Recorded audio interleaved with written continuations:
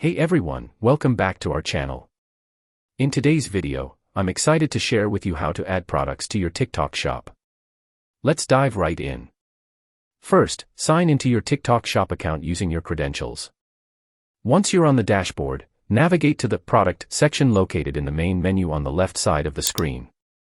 In the Product section, click on the Add New Product button located at the upper right corner. This will take you to a new page where you can enter all the details about your product. Upload high-quality images and videos of your product, because visual content helps customers better understand what they're purchasing. Fill in the necessary information, including the product name, description, category, price, and stock quantity. Choose your shipping options and set the shipping fee. Once you've filled in all the details and uploaded the images, click on the Submit for Review button to add the product to your TikTok shop. And that's it. If you found this video helpful, don't forget to like and subscribe to our channel for more tutorials.